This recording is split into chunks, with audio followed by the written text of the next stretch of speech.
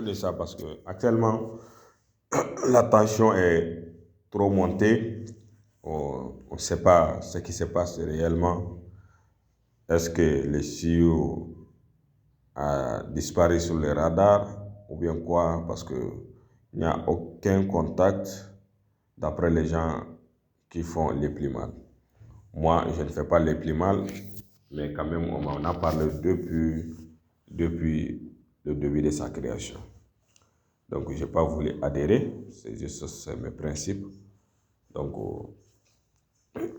les plus mal, nous allons analyser, faire le point entre les plus mal et la crypto-monnaie. Les plus mal, pour ceux qui ne savent pas, les plus mal est une compagnie d'investissement. Okay, c'est une plateforme d'investissement qui est plus mal, je me trompe, est une compagnie d'investissement qui évolue dans la crypto-monnaie. Donc, tout récemment, il y a eu beaucoup de mécontentement parce que les retraits ne passent pas depuis plusieurs mois, compte tenu de beaucoup de facteurs que je peux citer. Ils ont listé leur crypto-monnaie, leur Simcoin, non, c'est pas Simcoin, c'est Limcoin, sur L-Bank, ça est sur, tu peux tracer ça au niveau de CoinMarketCap, et puis ça est sur Uniswap également.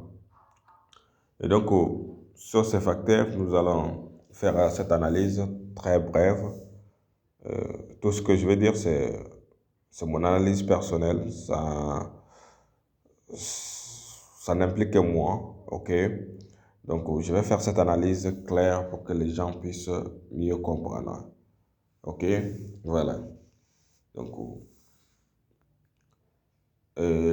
ici, avec les plus mal vous promet de vous donner des pourcentages de 30% de taux annuel, hein, donc que vous allez recevoir. Donc, chose, bon, je peux dire, c'est faisable, mais on ne doit pas vraiment promettre aux gens, c'est-à-dire on ne doit pas rassurer aux gens que c'est 100% sans risque. Donc ça, c'est les risques que les gens, c'est-à-dire le problème que les gens ont rencontré, c'est ça. Parce que sinon, si c'était expliqué dès le début qu'il y a des risques, les gens allaient s'attendre vraiment. Mais les gens ont même dit aux gens que c'est garanti, même si il y a des problèmes, on va te rembourser, etc. J'ai vu des propos comme ça que les gens ont tenus. Mais vraiment, c'est pas bon de tenir un tel discours. Parce que c'est un domaine très risqué. C'est un domaine très, très risqué. Surtout quand ça arrive, l'investissement même est risqué. Et à plus forte raison, la crypto-monnaie. La crypto-monnaie est considérée comme l'un des domaines les plus risqués au monde. Et donc, si tu vois qu'il y a des gens qui promouvoient des opportunités d'investissement, c'est-à-dire des plateformes d'investissement, en promettant aux gens de cette manière-là, vraiment c'est dangereux. Ce qui, eux, de leur crypto-monnaie, c'était annoncé il y a longtemps depuis la création des plus mal. Je suis au courant de tout ça. Et donc, c'était prévu dans leur projet que leur crypto-monnaie va être listée en bourse. Mais les gens ne s'attendaient pas vraiment parce que les gens n'étaient pas formés. La plupart des investisseurs, les plus mal, c'est des gens qui ne connaissent absolument rien dans la crypto-monnaie. Ils ne connaissent rien dans la crypto-monnaie.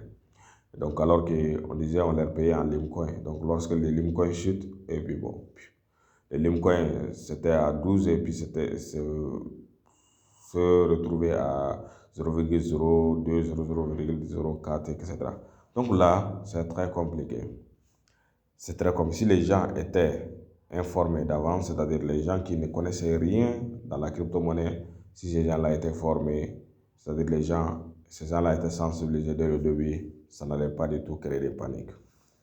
Donc sur ce qu'on peut dire, comme les gens disent que le CEO n'est pas joignable et puis même le staff aussi n'est pas disponible. Et donc là, ça devient très critique parce qu'on ne sait pas quelle date exactement le Limecoin va prendre la valeur parce que la crypto-monnaie, on peut rien dire on peut pas dire exactement à quel moment ça va revenir à 1 $, à 2 $, à 3 $, etc.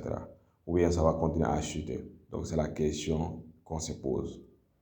Compte tenu de ces phénomènes et de ces discours et de ces déceptions, je pense que le Limecoin pourrait encore chuter ou bien ça peut monter. C'est la crypto-monnaie. Sauf s'il change de discours, s'il change de stratégie marketing, ça peut beaucoup marcher, beaucoup plus. Parce que tous ces choses-là qui se font, tout sera enregistré, c'est-à-dire CoinMarketCap, tout comme ça, ils vont divulguer toutes ces informations-là lorsque les gens veulent acheter leur crypto-monnaie. Donc cela va créer la peur auprès des investisseurs qui voulaient vraiment investir dans les Limecoin. Oui, si tu veux, tu peux investir dans les Limecoin sans même faire les plus mal. Mais si tu fais les plus mal et que tu prétends vraiment avoir ça, si tu fais les plus mal et que ce problème s'est créé, je pense que vraiment, ils doivent analyser, ils doivent voir vraiment dans quelle option ils vont faire avec les gens. Donc, c'était ça ma petite analyse pour vous permettre à tout un chacun de comprendre le mieux possible. Formez-vous, comme je l'ai si bien dit, la crypto-monnaie, c'est un domaine, c'est un écosystème.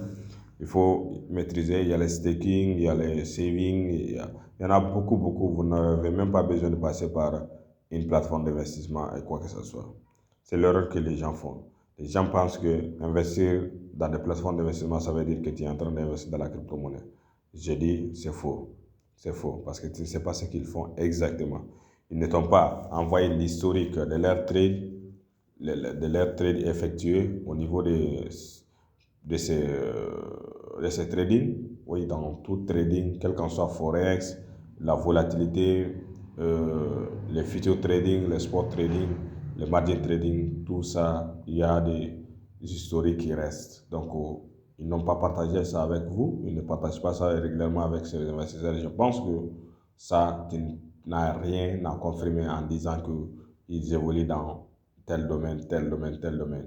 Tu ne sais pas si c'est basé sur des recrutements, etc. Donc là, il faut faire des business concrets et solides.